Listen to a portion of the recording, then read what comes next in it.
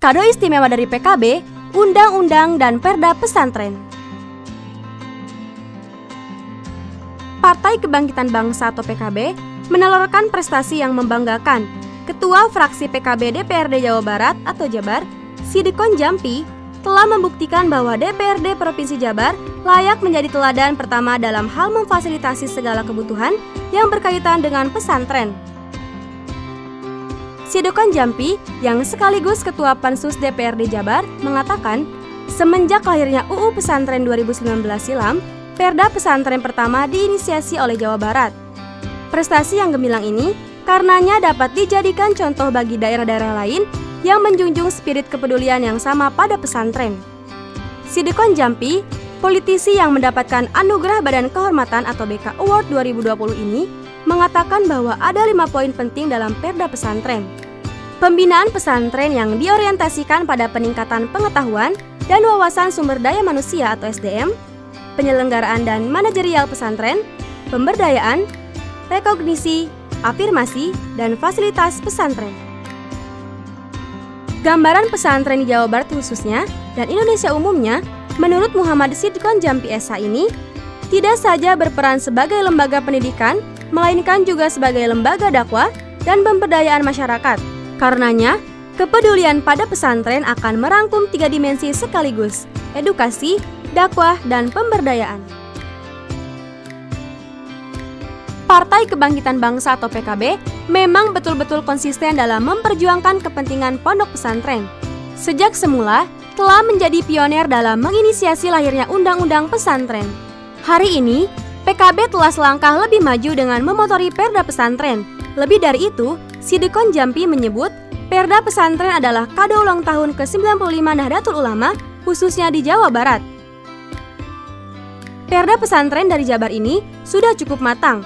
Wakil Ketua Pansus, Ali Rosyid, menyebut bahwa pihaknya sudah terlebih dahulu studi banding ke Aceh yang telah lebih dahulu menerapkan Konun Aceh nomor 9 tahun 2018 tentang penyelenggaraan pendidikan dayah atau pesantren.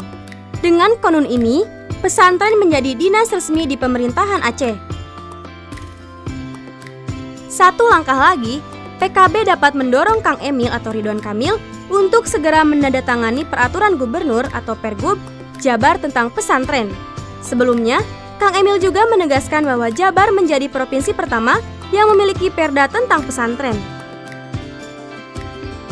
Komitmen Jawa Barat terkait kepedulian terhadap pesantren masih tinggal satu langkah lagi bila dilihat dari kacamata hierarki hukum. PKB perlu mendorong agar Kang Emil tidak lagi menunda-nunda waktu untuk meresmikan peraturan gubernur atau Pergub sebagai bentuk turunan dari perda pesantren ini. Pergub yang menopang perda akan menjadi puncak simbol politik kecintaan dan perhatian Jawa Barat pada pesantren. Menyempurnakan perda pesantren dengan Pergub pesantren memiliki keuntungan politis yang strategis. Indonesia sebagai negara hukum menjadikan hukum sebagai world view dalam hal apapun, termasuk di kemudian hari jika berkenan membangun identitas Jawa Barat sebagai kota pesantren. Lebih-lebih, Ditpontren Kementerian Agama merilis angka bahwa jumlah pondok pesantren di Jabar tercatat sekitar 8.343 pesantren.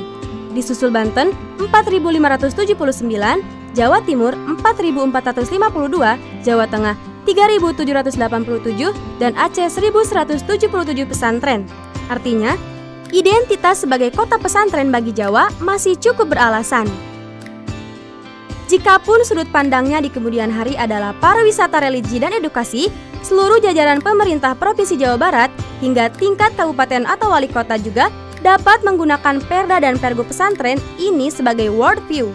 Artinya, jika selama ini Jabar terkenal sebagai kota pariwisata dengan tagline Smiling West Java, maka perda dan pergub pesantren akan menopang religious smiling tersebut. Kebahagiaan lahir batin yang berangkat dari spirit agama Islam. Di level dimensi inilah, konsep pariwisata halal dan edukatif itu bisa diterjemahkan ke dalam kebijakan konkret. Dorongan agar Pergub segera dicetuskan sangat penting. Wisata religi tidak lagi terbatas pada konsep kunjungan situs sejarah, melainkan bisa diarahkan pada konsep yang lebih luas, seperti edukasi dan pendidikan.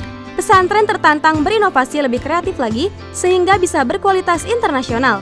Selain itu, pesantren beserta seluruh karakteristik dan keragamannya bisa membanggakan bagi bangsa dan negara melebihi prestasi selama ini.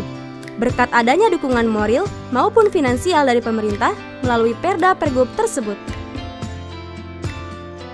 Tantangan di masa depan jika Perda sudah ditopang oleh Pergub adalah mengkoordinasi 8.000 lebih pesantren di Jawa Barat.